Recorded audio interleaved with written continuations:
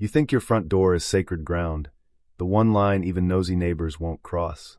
Try telling that to Karen Voss, the self-appointed queen of Sagebrush Estates HOA, who decided my inherited slice of desert freedom was her personal playground, and paid for it with everything she held dear. I inherited the place from Uncle Ray 2 years ago, the old rebel who built this angular blue metal eco-house himself in the late 80s. All sharp lines, solar panels that actually worked, and a double-gabled roof that looked like it crash-landed from the future. The lot sits just outside Sagebrush Estates proper, legally its own island, thanks to a brutal court fight Uncle Ray won back in '92. Deeds, surveys, everything ironclad. My wife Sophie and I moved in from Chicago looking for exactly that breathing room. I'm an architect who spends my days designing the same soulless beige boxes the HOA worships, so living in Ray's quirky fortress felt like flipping them all the bird every single morning. 3 months in, the first soft blue envelope arrived like a fake wedding invite. Dear neighbor, it cooed in cheerful font from the desk of Karen Voss, president. Voluntary exterior inspection requested to maintain aesthetic harmony and community standards. Noncompliance may require escalation to county authorities. I actually laughed so hard Sophie dropped her coffee. Zero jurisdiction. I sent a certified reply the same day, polite but ice cold. This property has never been and will never be under Sagebrush Estates HOA authority. Entry denied. Any trespass will be prosecuted. Attached the full survey. Should have ended there. 2 days later I came home to a screaming orange laminated notice zip-tied to my doorknob.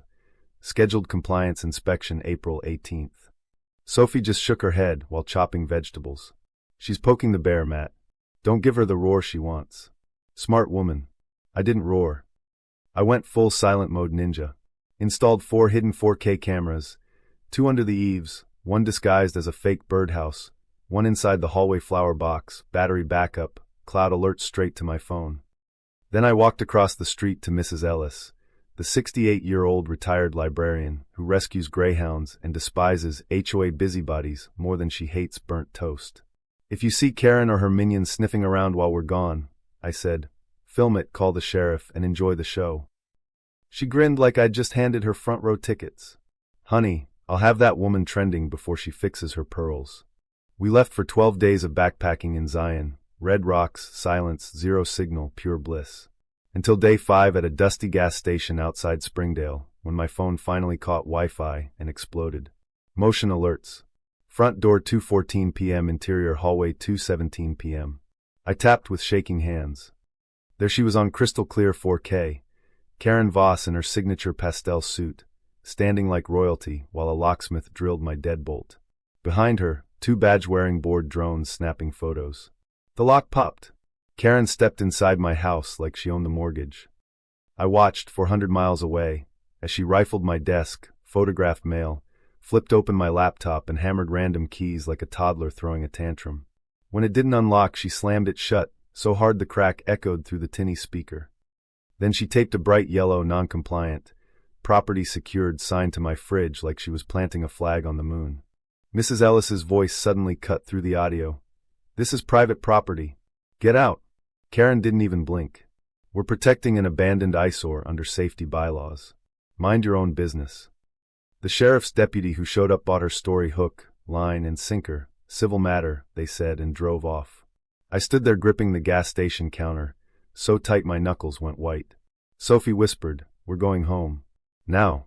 We flew back red-eye, no sleep, just replaying the footage on loop. The house looked violated the second we pulled up, motion lights blazing, flower box smashed, dirt everywhere. She'd found camera 4 and destroyed it like a sore loser. Inside was worse, drawers yanked, office trashed, my fireproof safe gone, deeds, cash, passport. Laptop screen shattered. She'd left the back door unlocked like a final middle finger. I didn't touch a thing. Called the sheriff's non-emergency line and demanded a detective.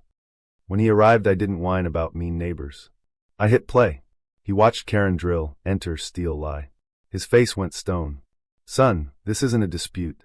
This is felony burglary and trespass. That night the locks got changed at 3 a.m. rates I didn't blink at. Next morning a text from an unknown number. Starbucks on Camelback. Come alone. I have the kill shot. It was Derek, the board treasurer who'd just resigned. He slid a fat envelope across the table, looking like he hadn't slept since the Clinton administration. She forged the entire resolution, he whispered. Board never voted. She signed all our names at 2 a.m. the night you left for Zion. She'd been watching your driveway like a hawk. Emails, metadata, everything. She's been doing this crap for years, but breaking in and stealing? That's her grave. My lawyer, Rachel, a former prosecutor who eats bullies for breakfast, saw the package and literally rubbed her hands together. We're suing the HOA, and we're suing Karen personally. Everything. The smear campaign started within 48 hours. Flyers in every mailbox claiming my hoarding biohazard, house was lowering property values, neighborhood Facebook posts calling me the dementia guy who abandoned the place. Karen even tried the "I was just helping" defense on the local news. Rachel just smiled. Every lie is another zero on the settlement check. The emergency Zoom board meeting leaked. Thanks again, Derek. Karen was mid-rant. That ugly blue monstrosity brings down our standards. I did what was necessary. When Melissa, another board member, finally snapped. We never voted on any of this, Karen. You lied to the police. That's perjury. The call ended in chaos. Perfect. Court 3 weeks later was standing room only. Karen strutted in wearing her best victim pastel, flanked by two $800 an hour lawyers. Rachel was surgical. County surveyor swore under oath my lot was legally untouchable. Then the 4K video played on the big screen. Drill sounds, Karen's heels clicking across my hardwood, her fingers prying my mail, the laptop slam. Gasps. The locksmith took the stand sweating bullets. She said it was an emergency, showed me a fake county seal, claimed the owner had dementia, and left the stove on. The courtroom actually groaned. Derek dropped the metadata bomb, proving Karen manufactured the resolution on her home computer the night we left. Rachel closed with the stolen safe still missing. Good faith immunity doesn't cover burglary, Your Honor. Judge Harlan didn't even pretend to deliberate. This wasn't enforcement of rules. This was a calculated criminal invasion fueled by personal vendetta and ego. HOA ordered to pay $210,000 in damages. Karen personally liable for fraud, conversion, emotional distress. Case referred for criminal charges. And the cherry on top, Ms. Voss is permanently enjoined from serving on any HOA board in the state of Arizona. Forever. She looked like someone had yanked the rug, the floor, and the planet out from under her pastel heels. 2 board members walked out mid-ruling. Ship officially sinking. Karen resigned the next day. Code got chased out by pitchforks once the dementia lie went viral. Her house hit the market at a fire sale price. Nobody wanted the stigma. Last I heard, she's in some sterile condo 2 towns over, banned even from the landscape committee. Meanwhile, Mrs. Ellis ran for HOA president on the platform, "Leave people the hell alone," and won in a landslide. My house is fortress again. New steel core door, upgraded cameras, and my favorite new toy, a motion-triggered speaker at the driveway edge. Mrs. Ellis recorded the message in her sweetest librarian voice. Warning. You are on private property not subject to any HOA. You are being recorded. Have a blessed day. Sometimes at night I sit on the porch, cold beer in hand, desert breeze rattling the solar panels, and I smile. Uncle Ray was right. Freedom isn't free. It's defended. True or false? The real power abuser was the homeowner who fought back with cameras and lawyers, or the clipboard Karen, who broke into a man's castle and got buried by her own rules. Drop your verdict in the comments. Because next time an HOA tries to own your front door, you might just be the one holding the receipts.